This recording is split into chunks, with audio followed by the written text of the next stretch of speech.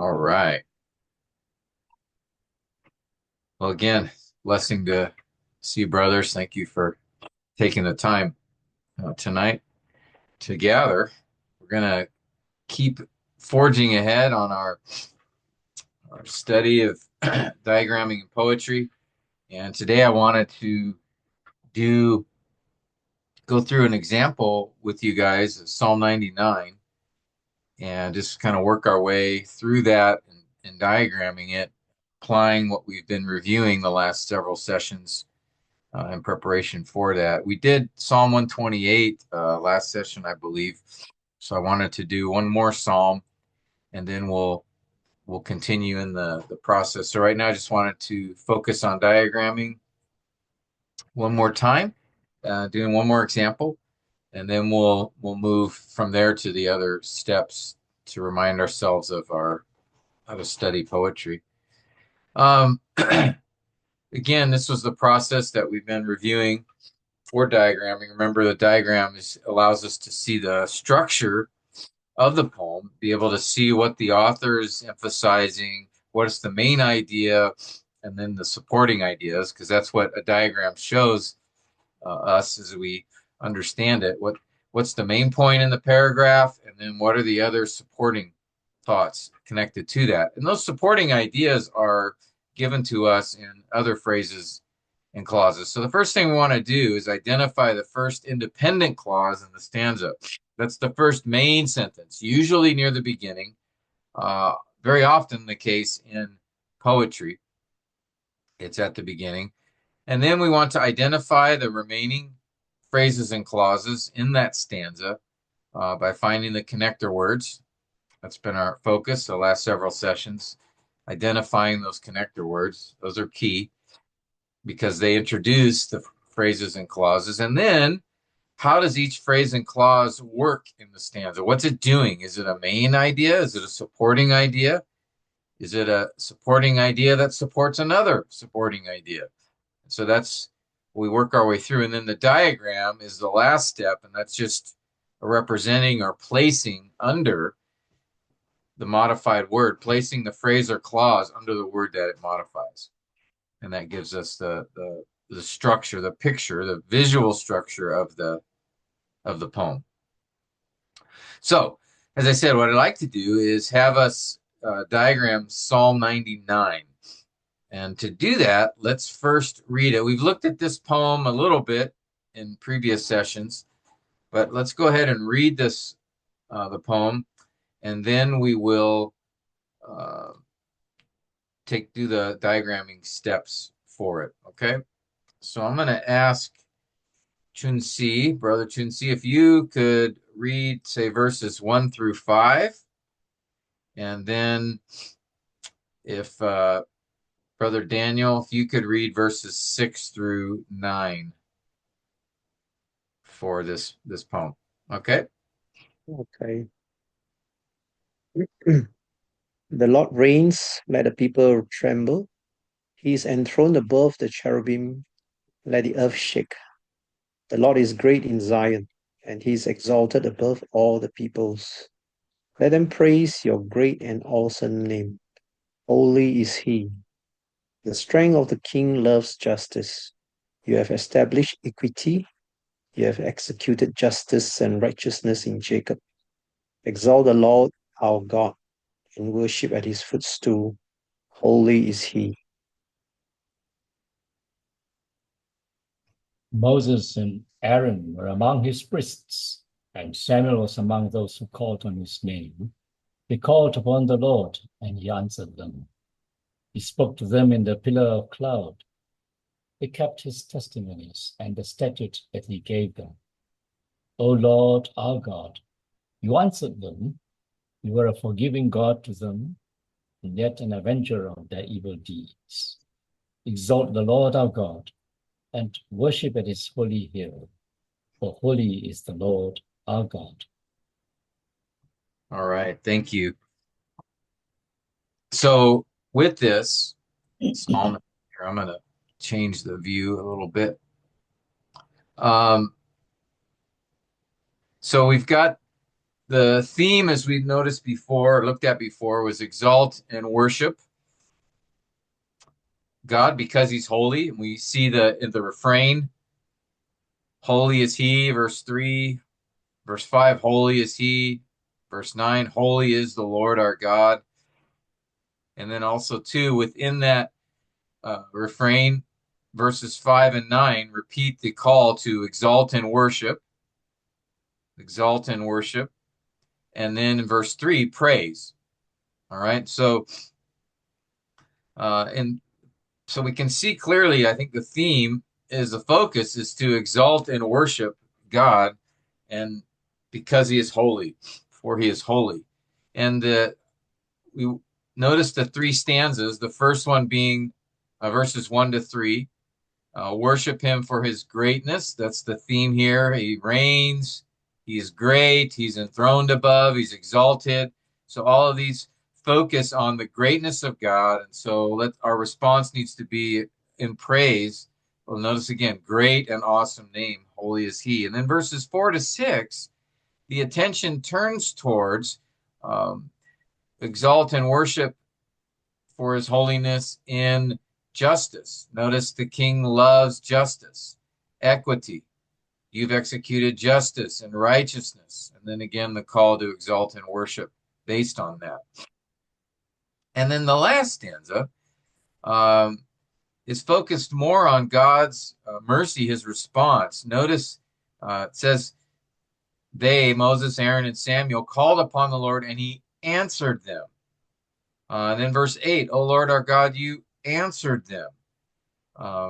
You were forgiving God, and then even also a just God.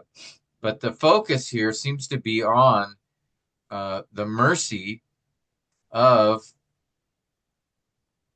let's see if I can squeeze this. There we go.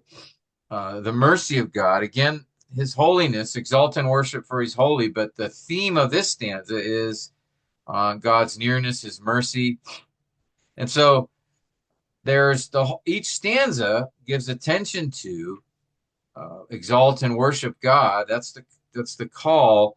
The reason is his holiness, but there's a particular aspect of his holiness that is emphasized in each of the three stanzas. So this is a powerful psalm that calls attention to holiness of God. And remember, again, holiness, even as we can see in this psalm, but holiness is not just moral purity and perfection, but it's really the idea of being separate or different, set apart, completely other, so that God is set apart from creation, that he is completely different than creation, that he is unique, set above. So, and then he's set above in these particular ways. He's set apart obviously in his moral purity. He's set apart in his majesty, his greatness, and set apart, unique in his mercy. And so this poem really focuses on those three aspects of God's holiness. So we now want to consider then, looking at, get back to the notes, diagramming this poem. How would we go about doing that? So we're going to follow the steps that we outlined just a moment ago. And the first step is to identify notice the first independent clause in the poem. All right, so let me put together the stanzas here.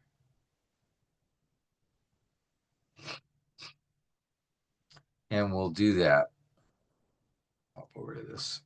Okay, so as we look at this poem, I'll go ahead and do this step, and then I'll have you guys help out with the connector words, the next step. But notice the very first statement, the Lord reigns, let the peoples tremble, presents to us the Lord reigns is independent clause. That's a standalone statement. As well as the next one, he's enthroned above the cherubim. The Lord is great.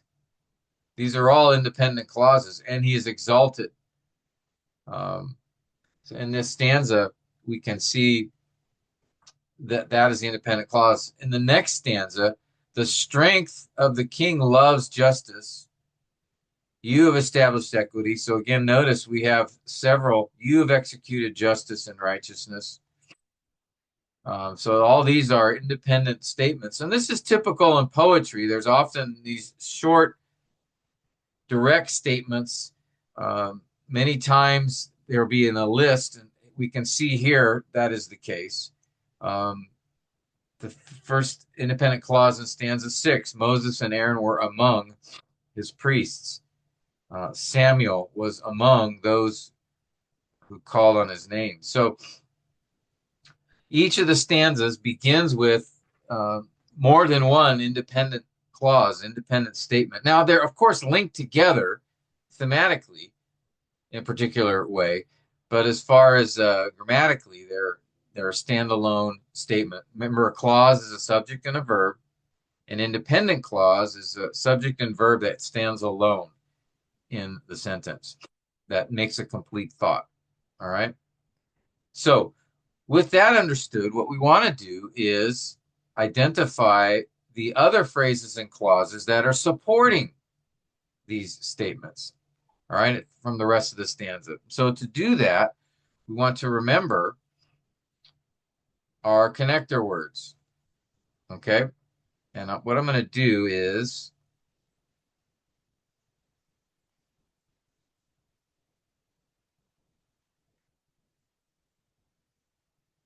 see if that, yeah, that works. Let me show the whole screen, and we'll have the psalm on the right, and then I have on the left, I'll keep these. These are the most common connector words. The conjunctions, remember, prepositions, relative pronouns, and the participles. And the conjunctions, we have the and boy. Remember, those are the coordinating conjunctions. The 5 common ones: and, nor, but, or, and yet. Those connect to grammatically equal words, phrases, or clauses. Then we have the subordinating conjunctions. These are the most common ones, and they subordinate or place under the clause that follows that modifies another word in a sentence. So coordinating conjunctions connect those things that are grammatically equal. It could be a clause, a phrase, an independent clause, a word. But the subordinating conjunctions, they place under another word in the sentence. All right. Then we had the prepositions, and these were the 9 most common prepositions that we come across much more often than the others. The relative pronouns, who, which, sometimes that. And then we have, of course, our favorite, the participles, which are often a challenge for us. I don't know if there's any participles in this poem, so we might be off the hook there. But so with that said, let's go through and identify the connector words, and then that'll show us the different phrases and clauses in the sentence. All right. So I'm going to start with you, Chai. Just if you, Chai, you could do the first stanza here for us. Just identify the connector words for us. I see the first one is the word and, just the second part of verse 2. Okay. And that is a conjunction. Yep. And I don't know, Pastor Tim, whether noticing the punctuation mark is also helping to identify the supporting stanzas or phrases. Like let the peoples tremble, and after that it's a semicolon. Yeah. I mean, it's not conjunction per se, but it tells us what comes after that, explain what comes before it. Yeah, the punctuation marks do serve as can help us identify phrases or clauses. The only thing with punctuation marks we have to remember is they're interpretive. They're added by the translator. Yeah, that's right. Yeah, it's But not in the original. But in this case, yeah, the semicolon tells us the translators see a break here after tremble, and that I think is correct. So we have the next clause here. He is enthroned.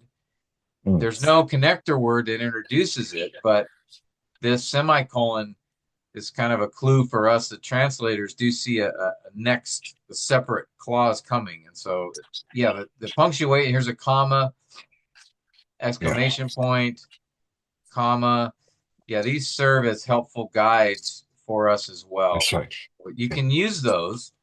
Just remember, it's not an inspired thing, but they are usually accurate. So, but so Eh, in any case, I'm sorry. Go ahead. Now, Pastor Tim, is the last part of verse 3, holy is he, is that an independent clause by itself? Well, that's a good question. We'll get to that. For now, we're just going to identify the Connective first. the connector words that are there. But yes, that's a very good question. We'll get to that about All holy. right. You see any others in the first stanza? No, not in the first stanza. No. Okay, so let's go through. And there's one more. Oh, no, sorry, verse 3. You're great and awesome. Yeah. Yep. All right. Now there are a couple of prepositions in this. I count 3 actually.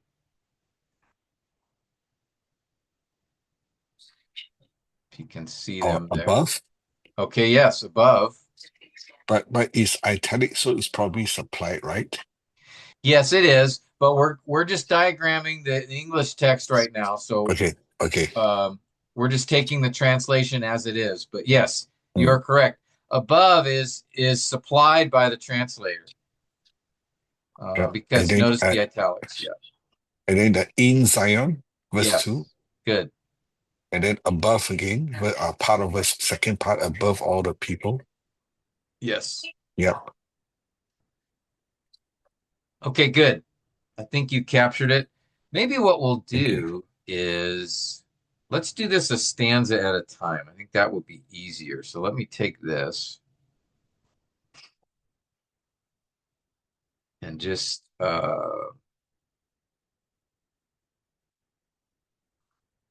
let's see. Let's do this. Okay. All right. So we've identified the independent clause here. And then now we've identified the connector words. And so let's separate. And also, too, as Yuchai noted, we can take advantage of the punctuation to help us in identifying the separate phrases and clauses as well. Because, for example, you have the Lord reigns, independent clause, and then you have let the peoples tremble. Okay, that's another clause, right? Peoples is the subject, tremble is the verb. But what's the connection? There's no connector word in between, just that comma. And this is the thing that I mentioned with poetry, Hebrew poetry in particular, that's difficult is there's often the connector words are removed, meaning there is a connection between the phrases and clauses that often in poetry, these connector words are not put in explicitly, especially conjunctions. And so there is a relationship between, for example, there's a relationship between the Lord reigns.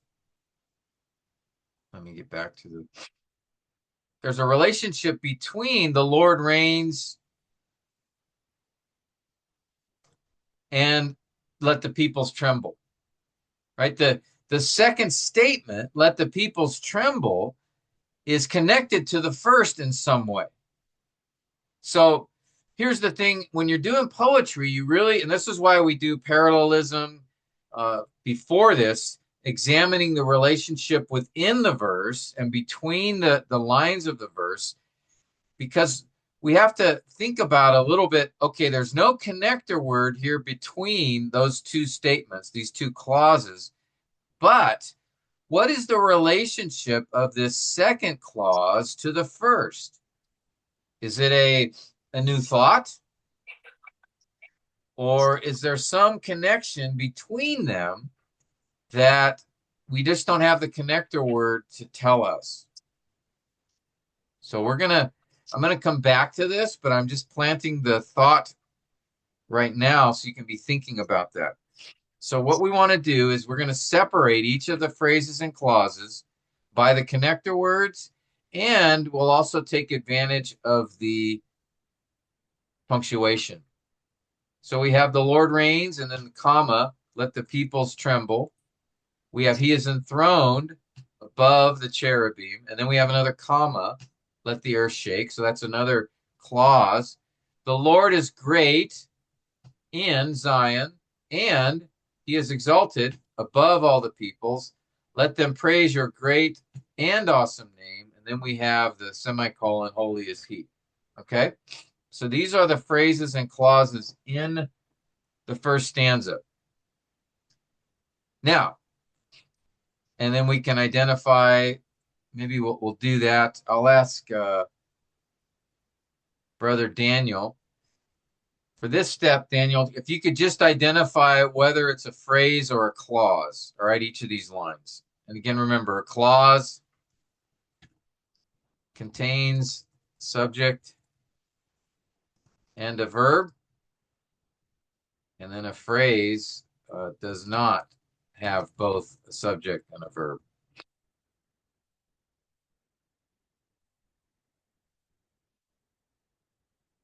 You're muted, Daniel. You have been very kind to highlight the clause. Yeah, The I made Lord a few of them reigns. easy for you. Yeah, okay, thank you. He's enthroned. Let the peoples tremble. Okay, it's So is that a phrase or a clause? I would say that it is a phrase that emanates from the clause "the Lord reigns," because it says, "Why do the people tremble?" It's because the Lord reigns. You know, so it qualifies.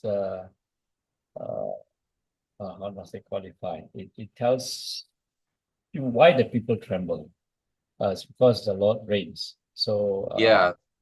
yeah. So it's not a clause per se. I think it's more of a phrase that that supports the main clause. Well, grammatically, it is a clause, but Yes, yeah, because we have the subject peoples and trembles yeah. the verb, but But it doesn't carry any meaning in the sense that why yes, the people tremble, you know? yeah, exactly. So it is Yeah, dependent, even though dependent there's clause. no connector word. Yeah. Mm. But the idea is the main statement is the Lord reigns. Yeah. So therefore, Therefore, right, the people tremble. let the peoples Mm. tremble. Mm. That's the correct response. So you can almost say it's again, and this will be the Mm. case. It's almost like there is this idea of therefore. Mm. Yeah. Ah, okay, let the peoples Mm. tremble. Mm. Okay, now we're adding that. I'm adding that therefore in there, but we're Mm. examining the relationship. He's not giving two separate statements here. They are linked Mm. together. Yeah. All right. And the Yeah. idea, I think Daniel's exactly right. Mm. Let the peoples tremble. Why should they tremble? Because the Lord reigns. Yeah. All right, excellent. How about he Yeah. is Yeah. enthroned? I already mentioned that as Yeah. independent. So that's another It's an separate independent statement. clause. Yeah. So above the cherubim is a phrase. So it Yes. tells you where it's enthroned, and then let the earth shake is a dependent clause. So in other words, there should be a therefore in brackets. Therefore, let the earth shake. Yeah, it's the same. Mm. So he's making um, two statements here. Yeah. The Lord reigns, and then the expected result, therefore, and For the then people tremble. he's enthroned. That's a parallel idea, Mm. therefore. Now, where Yeah. does this above the cherubim go? It is a phrase, you're correct. Yeah. What's it doing there? Um, we would call that let's see, some technical terms. We know phrases always modify, so it's modifying something. Yeah, it's I know it modifies the enthroned. Yeah, Yeah. telling us So what? telling us where he's enthroned. Yes, very Yeah. good. So it'll come under enthroned when we diagram it Yeah. in a minute here. All right, excellent. Okay, Chunsi, I'm going to put you on the hot seat now. Give you the second verse. If you could just identify the clauses and the phrases here. Okay, just before that, a quick one. Yeah. Earlier you mentioned parallelism, and here in verse 1, we also see the parallelism. The Lord reigns, let the people tremble. He is enthroned, let the earth shake. Mhm. Exactly. Yep. So Yeah, this is a synonymous. yeah, The Lord reigns, he is enthroned. Let the peoples tremble, let the earth shake. So yeah, it's synonymous parallelism between those two lines. All right, great. Good observation. And we did that step, oh boy, quite a while ago now. I think we looked through this psalm, we did the parallelism. Mhm. All right. Chinsi, you want to give this a try and we'll help out? But first, just The Lord identify is it's a phrase or clause. the Lord is great is a it is a clause. Yep. Subject Lord and is the verb. Okay. In Zion is a phrase. Okay. And what is the in Zion doing? How is it? It's a phrase, so it's modifying. What do you think it's modifying? Modifying about great, Okay, yeah, greatness. is great, telling us what? Where? How is it modifying that? Uh, where? Yeah, right. Zion's a location. So where is the Lord great? In Zion. All right, good. How about the next? Is that a phrase or clause? He is And exalted. it is it a dependent clause? Well, we know it's a Because clause. of All right, go ahead. What are you yeah, thinking? because of the and probably is a dependent, right? Okay, so we Mm. had and here. Let me scroll up. Can't fit everything on the screen here. But it is Remember, it's a we have conjunction, right? amboy. These are the, let's do this. Coordinating. Okay. And then below that is the subordinating. All right. And so under the coordinating, here's that word and. Remember, coordinating just connects two grammatically equal words, phrases, or Okay. clauses. So here, it's connecting he is exalted to something else. What's he connecting that to? It's connecting. He's he's enthroned It could be what or we want to go or to the nearest option that makes nearest sense. one. Okay. So it's connecting the Lord is great. I think so. Yeah. Mm. Okay. Because this is a separate verse. And um, notice that there's really a parallel. The Lord is great and he is exalted. So, All a right. couple things to remember. He is exalted, so that is a clause. So we know that the and is going to connect to another clause. And then in this case, it's connecting to a independent clause. The Lord is great is an independent clause. It's making a statement. So therefore, he is exalted is also an independent clause. It's two statements he's Okay. making in the second verse. All right. Okay. That makes sense? Yep. Yep. Okay. And then what do we do with the all the above all the peoples? Is that a phrase or a clause? It's a phrase. Yes. There's no subject and verb. And then what is it doing here? again is explaining the exalted, the where. Yes, where he is exalted. Exactly. All right. Notice the pattern here. He's enthroned where? Above the cherubim. The Lord is great. Where? In Zion. He's exalted where? Above all the peoples. Okay. Okay. Very good. All right. Let me ask Brother Dwayne. I'm going to give you verse 3. Just let me know if it's a phrase or clause and what it's doing. So we have let them praise your great and awesome name. What is that doing here? Is that a clause? Let them praise your great. No, that would be a praise. It's not a complete statement. We're looking for a subject and a verb first to tell us if it's a phrase or clause. Do we have a verb in here? Well, praise is at the state of being, right? Praise is it's a verb, it's an action, right? Praise, doing something. So there's our verb. Let me do this. Well, it must be them then. Yeah. Them is the subject. Praise is the verb here. So we do have a clause in this case. And I think it's making its own statement, right?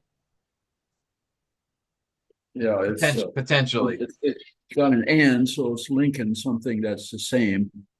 Let's see. Let them praise your great. And well, it must be with great and awesome. Yeah. Yes. Yeah, exactly. Great and awesome. So in this case, it's connecting this word with that word. Saying two things about his name. And then we have holy is he. Is that a phrase or a clause? Well, I guess that would be a clause, huh? That's complete idea. Holy is he. Yep, there's the verb. The verb is he is, and then the subject, it's reversed in this case, is he. He is holy. So that is a clause as well. All right, good. So we're going to come back to the question that Yu Chai asked earlier. Is holy is he a standalone statement, or is it connected to let them praise your great name? So Yu Chai, you asked the question. What do you think? I think it's in holy is he is the independent clause that it is almost the reverse.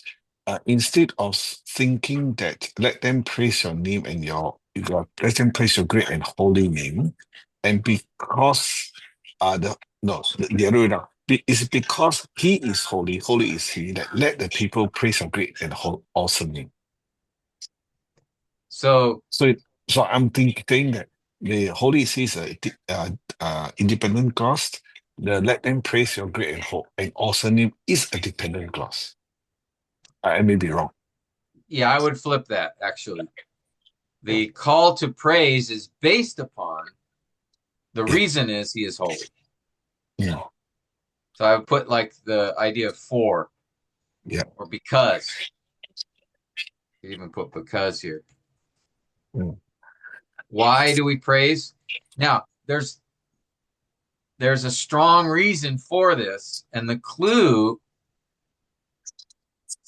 is one where it's the word order. Whoops, let's do this. But notice verse 9.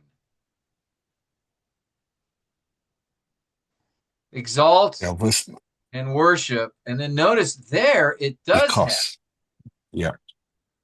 Actually, this is yeah. So, and it is implied in end of verse 5 as well. Yeah. Now, verse 5 doesn't have the word for.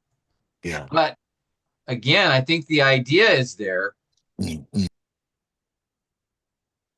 we're dealing with poetry, so we have to keep this in mind that the statements that are made in poetry, again, remember that one of the traits in poetry is terseness, shortness, right? Being brief. And so often to do that, words are left out. We talk about ellipsis, right? Where a word or a phrase or even a clause, words may be left out or not explicitly written, but the idea is still there. This is a common thing in Hebrew poetry, even in poetry in other languages. Because poetry, to have the aesthetic quality, if it's a long statement, it makes it less appealing, less pleasing, less aesthetic. And so Hebrew poetry often will shorten the statements by taking words out, but the idea is still there. And so, like I said a few minutes ago, in Hebrew poetry, not only do we have ellipsis of words and phrases for this that are left out, but also connector words, often conjunctions. And so we see that already here in this first stanza of Psalm 99. That if we look at this, we see the Lord reigns and then let the peoples tremble. That's not a separate statement. That's a call to respond to the fact that the Lord reigns. That's why I put the word therefore in there in brackets, because I'm adding that. But I think it's implied in the psalmist is that's implied in what the psalmist is saying. The Lord reigns, therefore let the peoples tremble. And again, this comes from the context. We want to look at the psalm as a whole when we're doing this. That's why we would already, if we've been studying Psalm 99, would have been already done many steps previously, right? We would have looked at the setting of the psalm, the structure of the psalm. We would have identified the theme of the psalm, and then also the parallelism. We would have gone through those steps, the imagery, poetic devices. So we would have already done quite a bit of work on this psalm and seen that the psalm has these statements about God and then the response. And again, we saw that explicitly here in verse 9 to the right, where exalt and worship because he is holy. And even, I would say, exalt and worship is also a call to respond to what he's been saying above. You see that pattern? The Lord reigns. Okay, that's a statement, declaration. So let the peoples tremble. Yahweh's enthroned. Where? Above the cherubim. So let the earth shake. The Lord is great in Zion, and he is exalted. Notice here, by the way, he puts and in. He didn't put it here. We could add that because he's making these two statements. But here in the second verse, he did put the conjunction and in there, connecting the Lord is great with he is exalted. All right.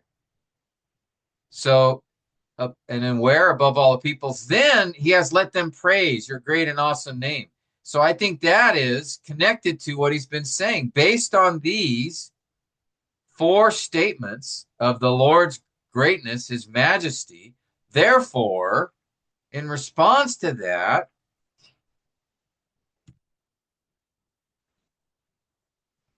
let them praise your great and awesome name.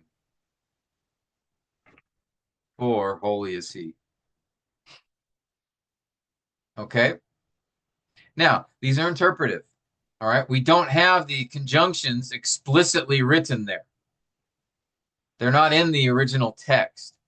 But I think we can, after studying the psalm, make a case for them He's not making, let me put it this way. For example, if we go over to the left, if I diagram this out, let me go ahead and do that. Okay, if we take out these statements, this is what it would look like.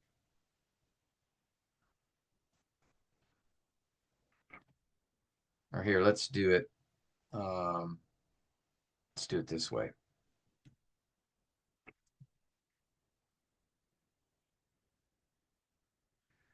All right, I'm just going to do the text as is. And let's just do it. All right.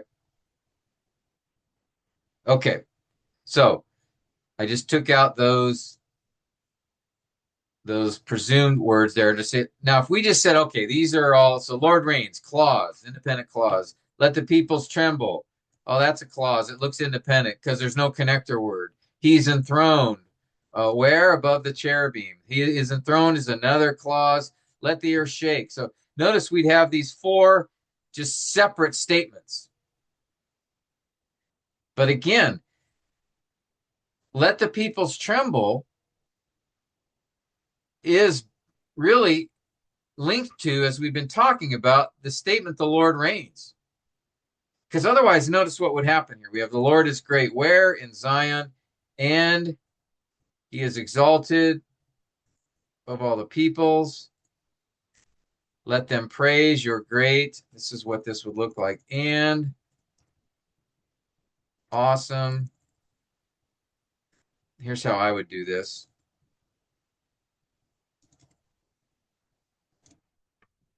All right, great and awesome are modifying name. Okay. Name is the object of praise. Let them praise name, your name. And then great and awesome are just modifying name. So that's why I put them like this. So they're indented above the word name because that's what they're modifying. Okay, I can even stick an arrow there to clarify. Okay. But it's the full statement is let them praise your name. So now the question is, again, notice we just have a bunch of these statements then. If they're all independent clauses, if they all stand alone, then it's just he's making these 1, 2, 3, 4, 5, 6, 7, 8 statements. But again, there is a connection. There is a connection between these clauses. We identified how the phrases fit in. They're giving a location, right? He is enthroned. Where? Above the cherubim. He is great. Where? In Zion. He's exalted. Where? Above all the people. So we put those, they're modifying. But then what about these other statements? And that's why we have to consider the theme, the flow of the psalm as a whole, that it's talking about God's holiness. It's making these declarations about different aspects of his holiness. And then there's these calls to respond, right? The Lord reigns. That's a statement. Response, therefore, let the peoples tremble. So this is what I would do with this.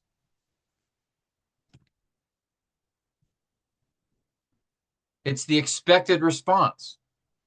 Therefore, or we could say so. Either one has the same idea. He is enthroned. I think that's a statement. Where? Above the cherubim. But again, let the earth shake is not a separate statement. It's dependent. The idea is connected to he is enthroned. So again, I think the word therefore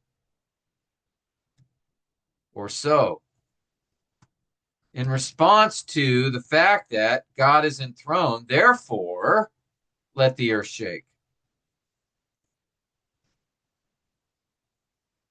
Verse 2, the Lord is great. Where?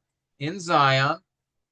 And he is exalted. Again, that word and, it's connecting these exalted. He is exalted to the Lord is great. They're both independent in this case. Where is he exalted? Above all the peoples. And then now we have, let them praise your name, your great and awesome name. But I think, again, there's a connection here. It's not a separate statement. It's a response.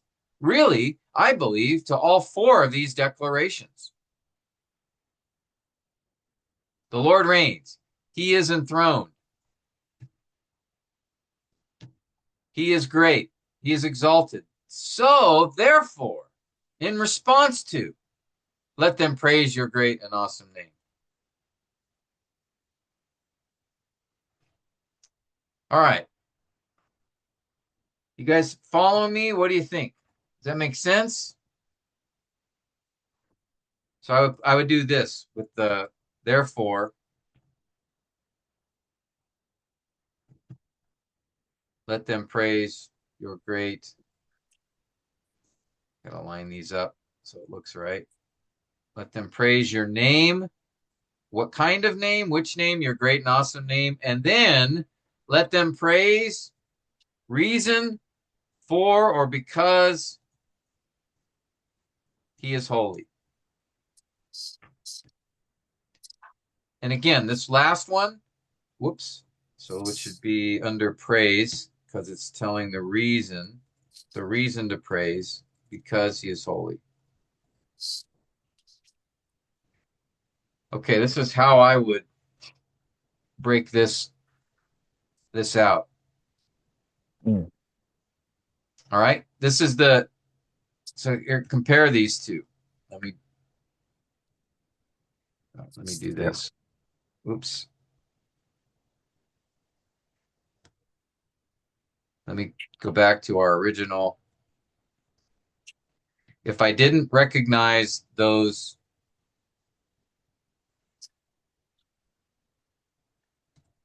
all right, so this is, I don't know if you can see both of these here.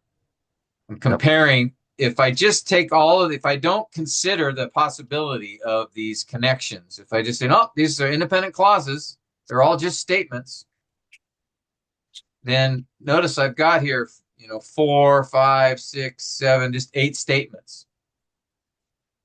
But they're connected. That's my proposal here. They are connected, and I think they're connected in this way. All right. Questions or you can disagree as well, or comments, anything. What do you guys think? This is No, thank you, Pastor. Yeah, sorry, before you say something, I apologize. This is the challenge with diagramming poetry.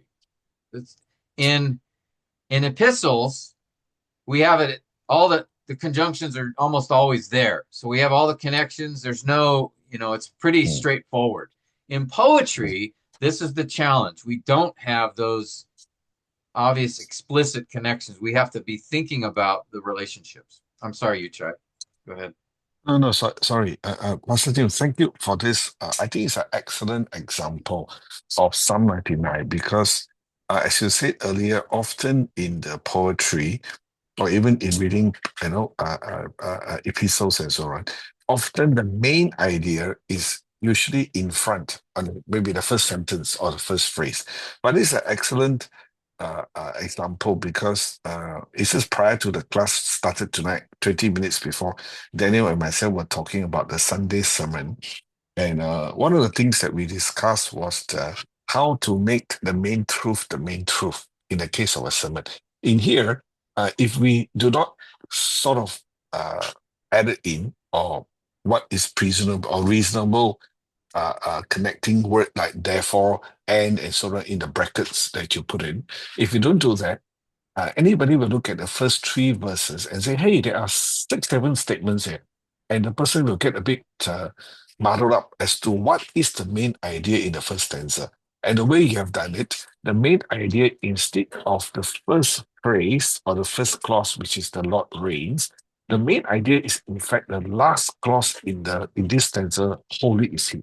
And that helps us, this diagramming helps us to sharpen our exegesis of the authorial intent, in this case, the psalmist, and uh, and uh, and also help us to be sharper in the way we will say, hey, actually, the main idea here in the first stanza is not so much the Lord reigns, but is exactly because he is holy, he reigns, he is seated above, enthroned above the cherubim and so on. And then to support that, how do we know that holy is he is the main idea? Because we see that repeated throughout the psalm, such as the end of verse 5 and in verse 9 as well. And this really helps us to what's the word? To be very sharp. It's like looking at a magnifying glass or microscope. Hey, this is exactly the main truth that the psalmist is getting at, which is holy is he. And then the rest of the clauses are in fact supporting the idea. Why is he holy? Or is it exactly because he's holy, it calls us to worship, to praise God, even explaining how God is holy. Because I also see here in these 9 verses, the I can't remember the first word. The idea of God is high and exalted. He reigns above the cherubims, above the creations, and yet God is immanence because He interacts with His people from verse 6 onwards, and He is just and righteous. We have the two aspects of the holiness of God being painted out for us in this psalm. Yeah. Yeah, that's a great observation. When I when I preached this psalm, that's how I began really with Mm. this idea of, in churches today, they focus on the immanence of God, that is his nearness, like Mm. what he does for us and how he cares for us and all these things, which are true, but we've really lost sight of the transcendence of God. Yeah, that's the word transcendence. Yeah, yeah. And so we see here in the psalm both that he is Mm. transcendent. That's how he begins, right? He's Mm. exalted, reigns, he's above the cherubim, he's great. Um, that's the transcendence of God. So Mm. his majestic holiness, I called it. Mm. Um, and then in the last stanza, yeah, we see the nearness emphasized, The moral his, holiness. his immanence.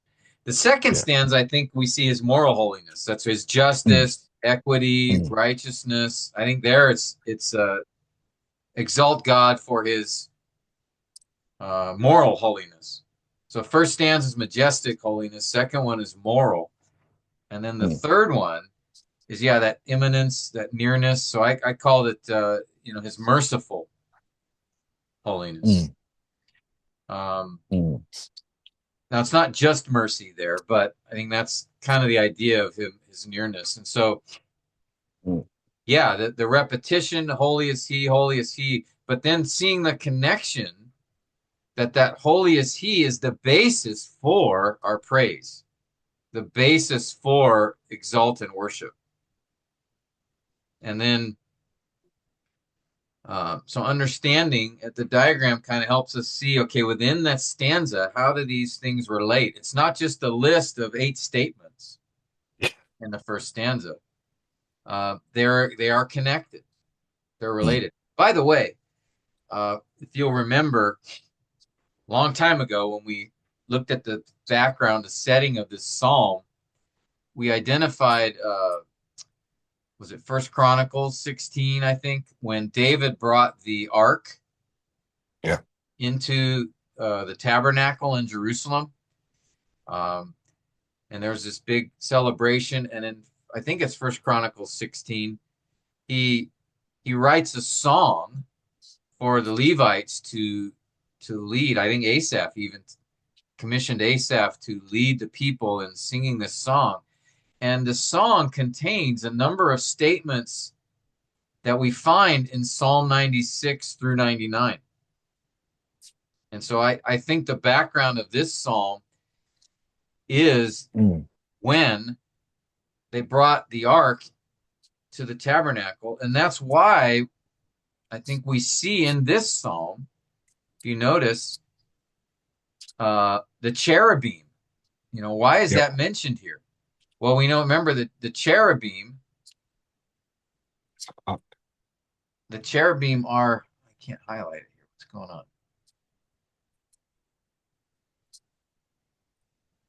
All right, something's happening with my Wi-Fi here. Okay. Uh, the cherubim, I think that's speaking of, remember on the ark,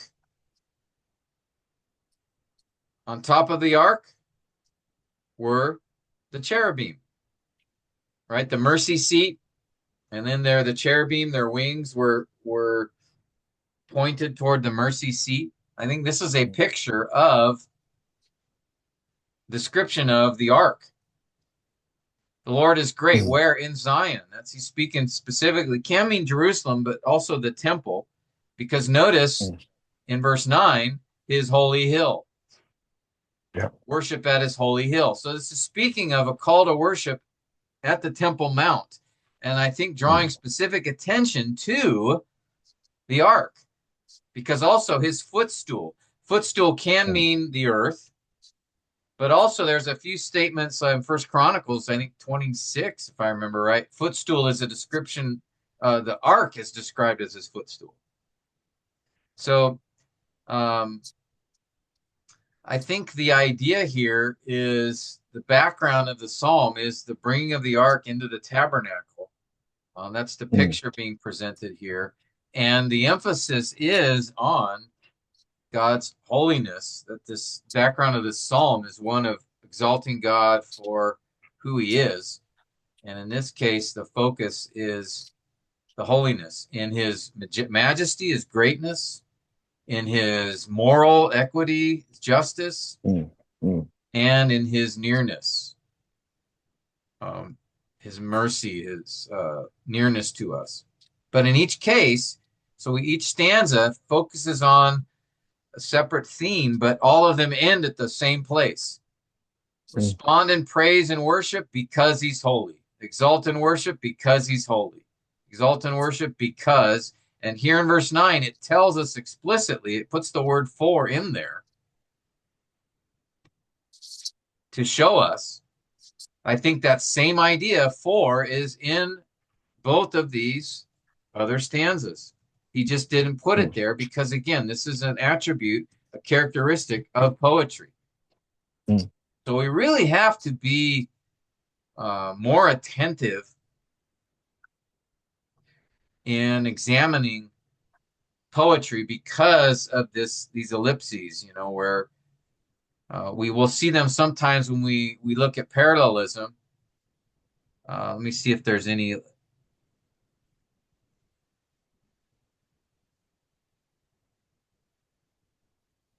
Yeah, so for example, verse 7, they kept his testimonies. And then notice it says, and the statute he gave them. Well, the idea is they kept the statute he gave them. But he didn't put that in. It's repetitious. It's redundant. So like in poetry, he left it out. But the idea is still there. So I think the same is the case for these conjunctions. Okay?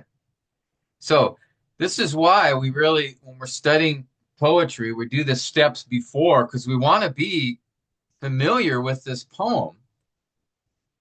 So when we get to the diagram, we're thinking about relationship between the statements. And we're thinking about what's the connection between these two clauses? The Lord reigns, let the peoples tremble. Are they separate statements, independent clauses, or is there some link between them? And again, I think there is. There's the statement of God's majesty and the response. Statement of his majesty and the response. Statement of his majesty and the response.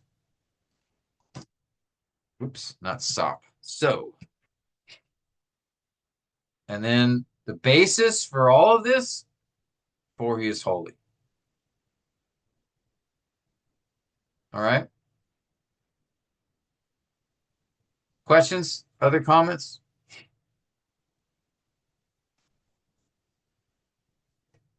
Well, let's tackle the next stanza. We may not get to the third one tonight, but if there's no questions or comments here on the first one, let's go to the second one. Okay, I'm going to ask Shulong if you could, brother. We already identified, I did earlier, the strength, king, the strength loves justice. If you could, for us, identify the connector words here in this stanza.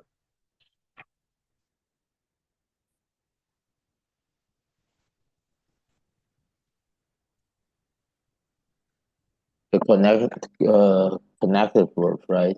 Verses 4 and 5, yeah. 4 and 5.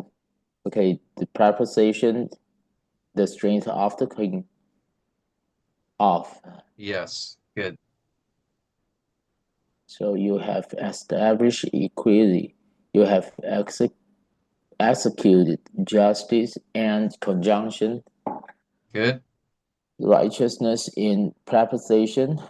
Yes, good. Exalt the Lord our God and conjunction.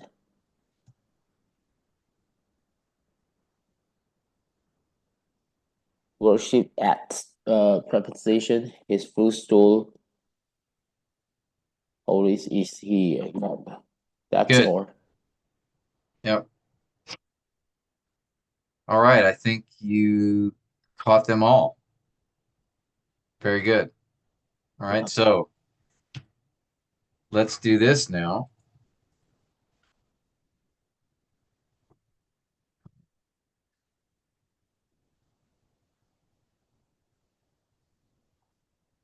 Okay, so let's break it up. Now, notice, well, we'll just do this for now. You steps equity. All right, we have the semicolon there, so we'll follow those. Loves justice, we have the semicolon. We have and righteousness in Jacob. Exalt the Lord our God and worship at his footstool holy. All right, good. Now, Shulong, I'm going to keep you on the hot seat here, and let's go through and identify the clauses and phrases here. So we have, what do we do with this first line, the strength?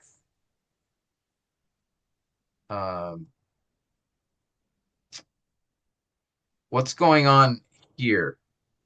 This first two. What do you see there? Do you see a clause in there or a phrase? What do you think? As is a cross for the first part of the this verse 4.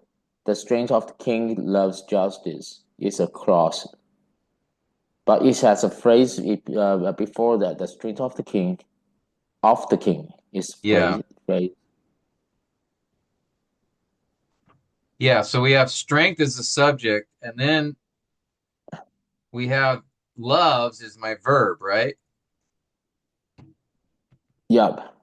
And justice. Justice. So the green part I highlighted is the clause. It's an independent clause. But we've got, like Shulong says, we've got this phrase stuck between it of the king. So we'll diagram that in a minute. But good, it's so good you saw that. So sometimes we will have phrases or even clauses stuck inside of another phrase or clause. And in this case, he did it to emphasize what the strength of the king, which strength. So it's modifying strength of the king is describing the strength. Now it's an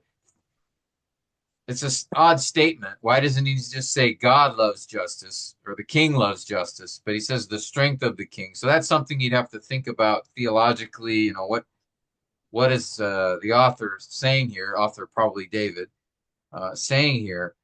Why does he say the strength of the king rather than just the king? But we're just looking at the grammar specifically right now. So we should have loves justice. I will just put that on the next line. But I highlighted in green to remind me that it is connected to the strength. Strength is the subject of the sentence and loves is the verb. Justice is the object. All right. So you said already of the king. What is that, Shulong? A phrase or a clause?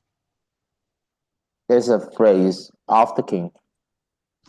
And what's it connected to? What's it doing here? Of the king. So of the king is actually connected is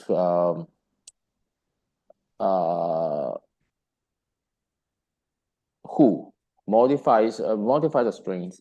Yeah. It's describing the strength. Which strength? The king's strength. Yep. Okay, good. And then loves justice, that's the verb and the object of the clause.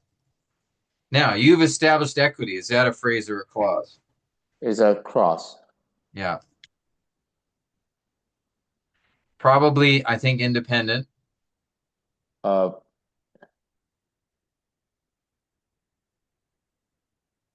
I think he's making a second statement about the strength loves justice, and you've established equity.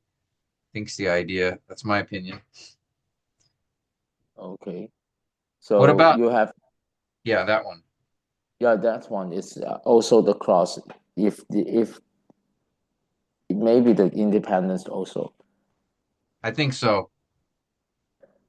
Okay, what about this next? And righteousness. And righteousness is actually equal to justice Yes. for its status. So this is a second object. You've executed justice and righteousness. All right. Now in Jacob, is that a phrase or a clause? It's actually the phrase in Jacob is under justice and righteous in Jacob is under righteousness. Okay. So is it describing righteousness or is it describing executed or justice? It's um, the executed. Yes. Telling us what? How is it modifying it? Where Yeah. you executed. All right. Very good. And it could also go with you've established equity. Yeah. It could go with both of those, but for sure have executed because that's what's immediately before it.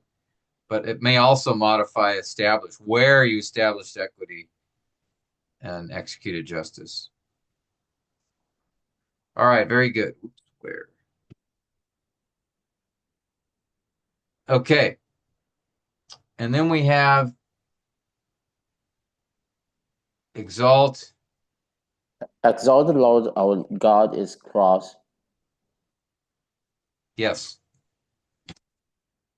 The verb is exalt. Yahweh is the Lord is the object. You, right, is the subject, even though we don't see it there. It's a command. So the you is implied there. You exalt the Lord our God. That's the subject. All right. And worship. And worship is equal to exalt. The Yes. second verb, yeah. Yep.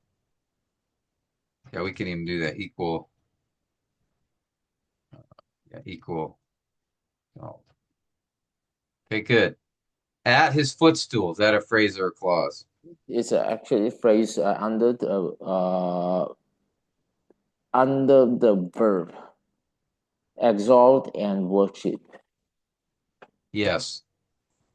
Yep. The Excellent. verbs. All right. And then we have that holy is he, just like before. Just like before, cross is a cross. Yeah. Okay. Very good. Now, let me do this. Let's based on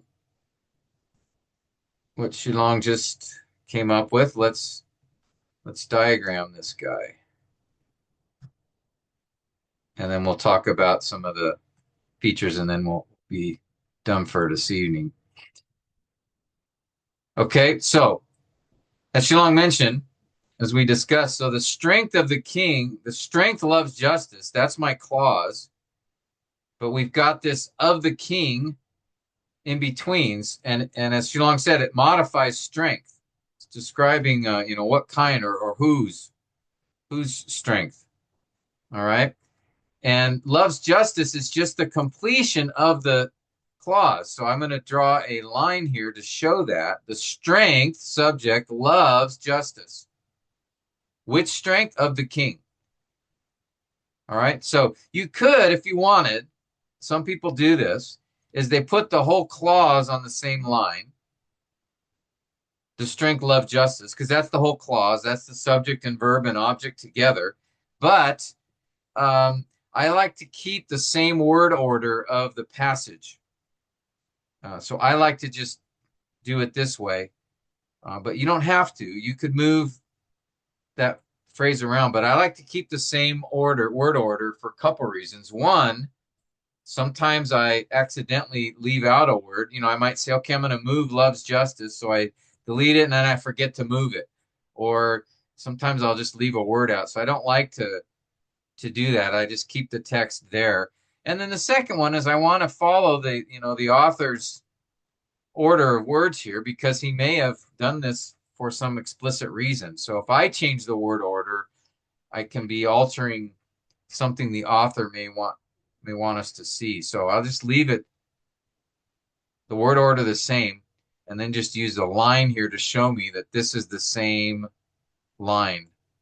The strength loves justice. Okay?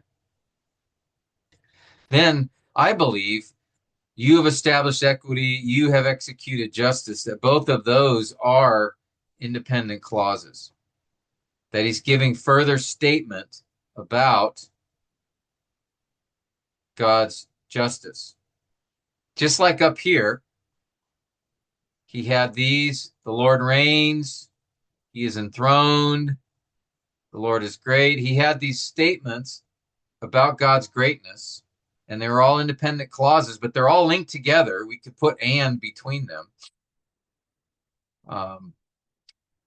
And I think the same thing's going on here. Strength loves justice. You established equity. You've executed righteousness. I think those are all declarations about God's justice. And then we have and righteousness. So that's you've executed justice and righteousness. So I'll put them together. So it's connecting these two objects, justice and righteousness. Maybe I'll highlight that in another color just for emphasis. Okay. Where have you executed? In Jacob, in Israel. Okay. Now we're back to this exalt the Lord our God. So is that another independent statement, or is it connected in some way to what he's been saying above? And I think it's just like we saw in the first stanza. This let them praise is a response to these four declarations about God's majesty, majestic holiness. I think the same thing's going on in the second stanza. Exalt is a response. So I would put a therefore in response to the fact that he loves justice, that he established equity, that he executed justice. Therefore, this is our called for response. Exalt and worship. We'll put those are the two. Again, these verbs, these are two commands connected together. Exalt the Lord our God and then worship. We could say it, the same thing, right? The Lord our God. It's the same idea. It's not just worship anything. It's obviously worshiping the Lord our God. Where, as Shulong pointed out, where do we exalt and worship? At his footstool. And then, why do we exalt and worship? Same as before, for or because holy is he. Now again, note over here in verse 9, which is almost the same exact refrain, the word for is put in there. Now we don't see it in verse 5, but certainly I think the idea is there. It's a parallel, right? It's the same refrain. So I think it's acceptable to think that the idea, the connection is the same, that there's a reason. Why do we exalt and worship? Because or for he is holy. Holy is he. Okay? So that's how I would see this second stanza. Again, notice if we compare to the first, let me put these next to each other so we can see them together. We have these declarations about God in green. These are the independent clauses. And then we have the response to those declarations, a call to respond. In this case, praise. First stanza, second case, exalt and worship. And that will be the same, by the way, in our third stanza. We're going to have declarations about God in verses 6 to 8, and then the call to respond in verse 9. So it's a pretty, I think, clear pattern here that David is employing. And as we understand it, we can then see the structure as we lay out the diagram, the block diagram. Questions on that? Comments here. I'll pull it back up again if you want it. Oops, that's not what I wanted. Here, that. Okay. Any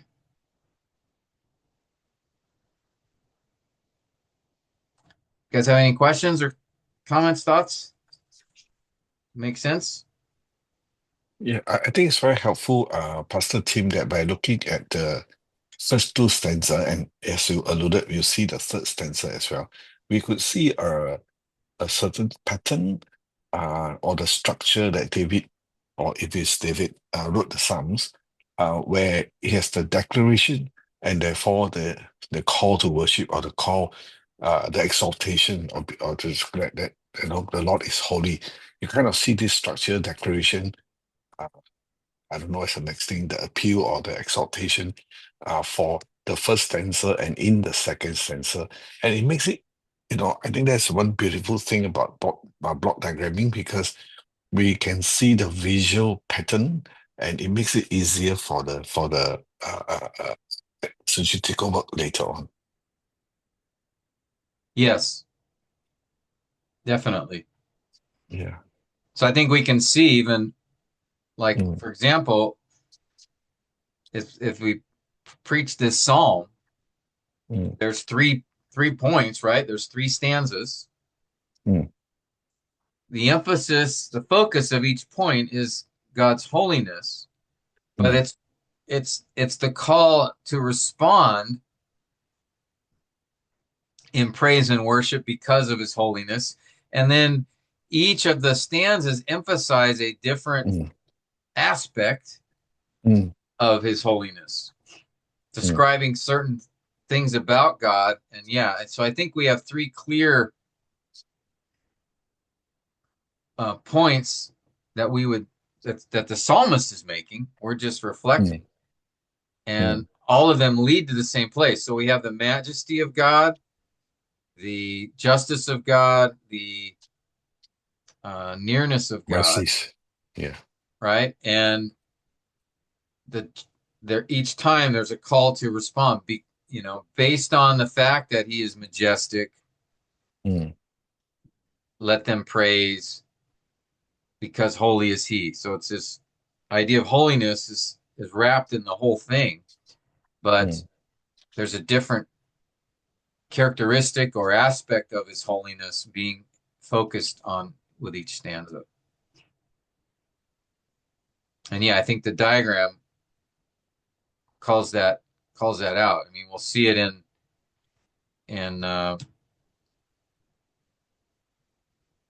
whoops, what happened there?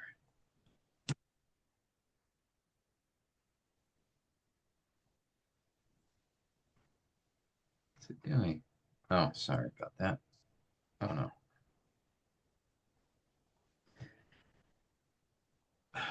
Cursor's having trouble here.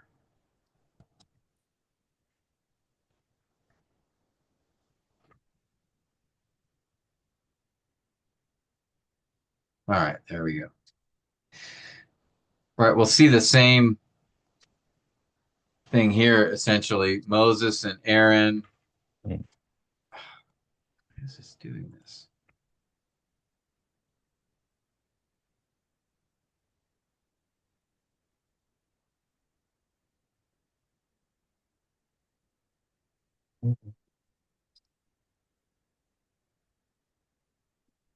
Having trouble with the.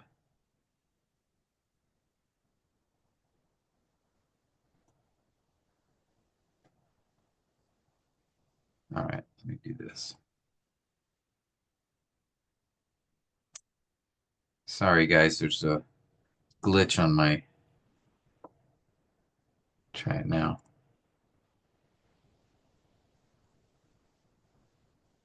Huh.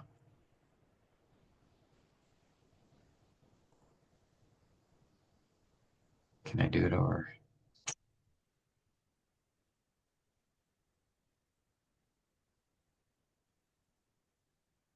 Well, what is going on here?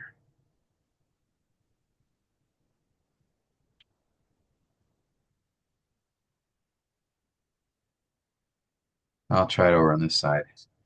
So Moses and Aaron were among his priests,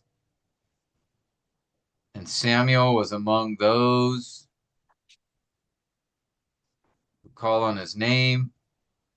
They called upon the Lord, and he answered them. He spoke where? To them in a pillar of cloud. They kept his testimonies, and They kept. I'm going to diagram this for you guys here quickly. They kept the testimonies and the statutes which he gave them. Okay. So notice again, Moses and Aaron were among his priests. Samuel was among those. They called and he answered. He spoke. They kept. So he's making these several statements. And then finally he says, "O Lord our God, you answered them. You were a forgiving God to them and an avenger." What kind of avenger? Of their evil deeds. And then we're back to this statement. Therefore, in response to all these things,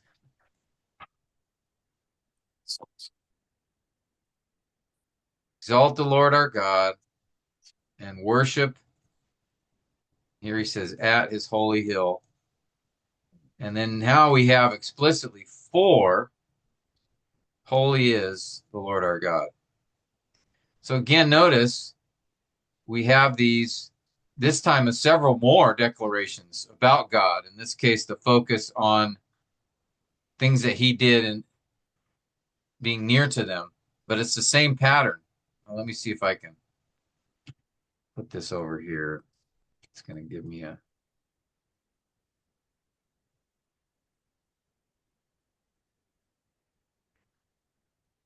Such a bizarre.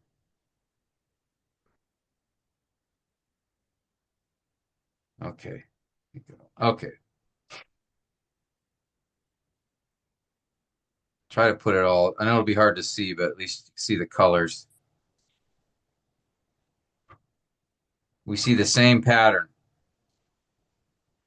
in the whole psalm.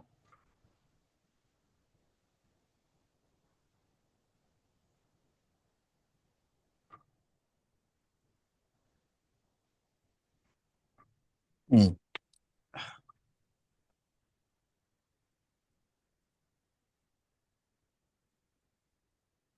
right. Yeah, I know it's small, but hopefully you can at least see, right? First stanza, second stanza, third stanza. The declarations in green, those are my independent clauses. All right. and then the same in the last stanza. There's more declarations in the last stanza, but still the same pattern. And then the last verse of the stanza is the call to respond. Mm. In response to what he just said about God, praise, exalt, worship. So we see that sort of refrain in each of the stanzas. In fact, I'll highlight it in blue so you can kind of see the pattern there. Okay.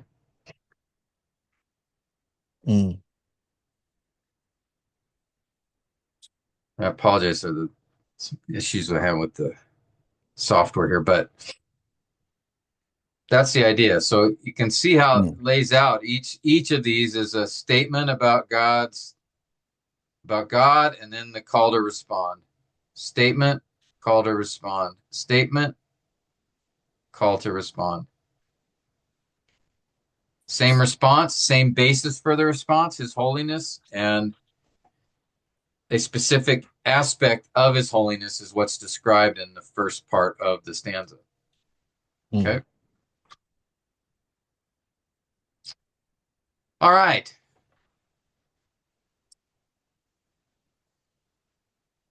Thoughts, questions, comments before we... Now you can do you got a Psalm 99. You can get the sermon already now.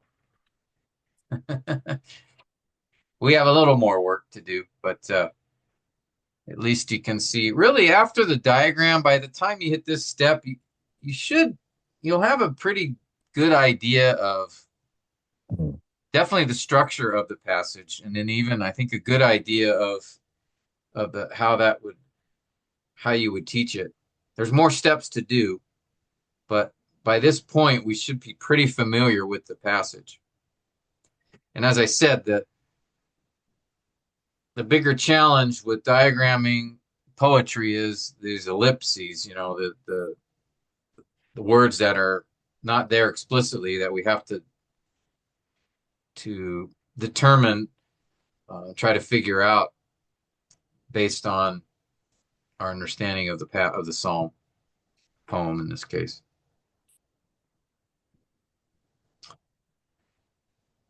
Okay. Last thoughts or questions before we end our evening?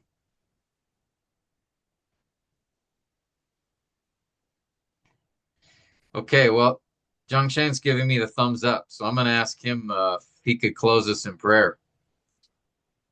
Yeah, sure. Thank you. Dear Heavenly Father, thank you for giving us time here to learn and also to meditate on your words, and bless our night today so that we can really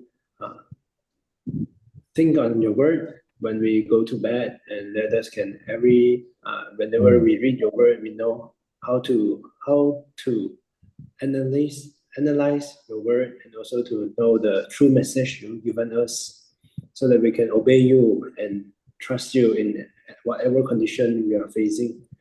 And bless our day today, and bless also Pastor Tim so that he can continue his day in your presence. In Jesus' name we pray. Amen.